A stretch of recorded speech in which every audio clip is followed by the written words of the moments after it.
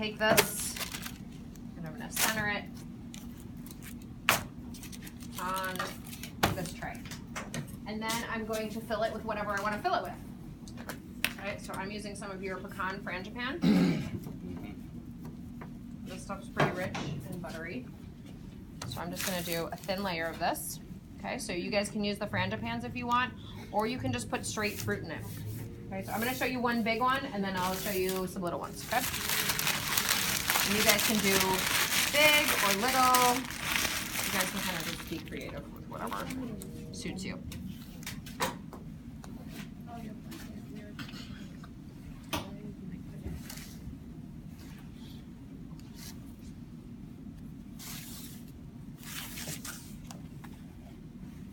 So galettes in this form are very just like rustic. Whatever happens, happens. I'm just going to tear this edge off so I don't have too much dough on the edge here.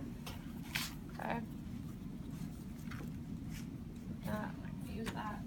And then I really didn't do anything to this fruit. So I'm going to give it to my son. He doesn't need loads of sugar. Although he's starting to think that he does. Disaster, whatever. He's like tricking my husband and I into giving him multiple vitamins a day because they're like candy to him. So I'm just spreading the fruit out. However, if you want to, and when I do a little one, I'll show you like how to neatly arrange it. You can do something really pretty over the top of a large galette, or you can just keep it kind of rustic.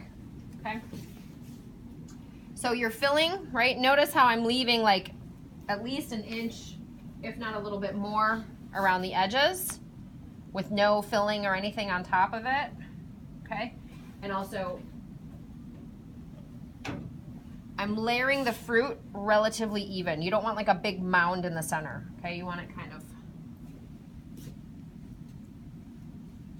flat like that. If you had a round piece of dough, then you'd make a round galette. But because I had this sort of oblong thing, it's going to be rectangular. Okay? And then from here, you just fold this in. Just kind of tuck these pieces over one another, right? Super rustic.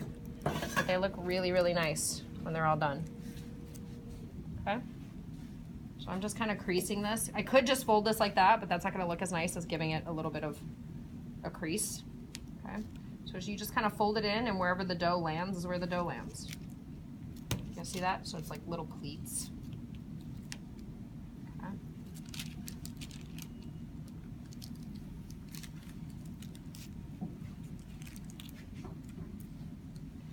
Whatever shape it ends up being is what it ends up being. And then, you guys, egg wash all of the exposed dough, right? So just don't forget that little edge down here, okay? With the sucre dough, because it's got a lot of sugar, it's gonna stick, but with your pie doughs, because it doesn't have as much sugar, lift up these little pleats and get a little bit of egg wash in there and press them down. That way, as it bakes, it'll hold its shape, it'll hold together. Because sometimes with pie dough, because it's kind of flaky, it puffs up a bit, and then these little pleats open up, right? If you had like a really liquidy, a little bit more liquidy filling in there, you'd really want to make sure that all these creases that hold everything in are well sealed, because you don't want any filling to run all over the place. Okay, but in this case, I've got frangipan, which is not a wet filling, and pears that are ripe, but they're not gonna like give off a lot of liquid. Okay, egg wash all the way around. If you guys want, you can sprinkle the edge with a little bit of granulated sugar. It'll make it kind of have a little bit of like a crystalline texture, a little bit of extra crunch. Okay, just like that. Just goes in the oven. Okay.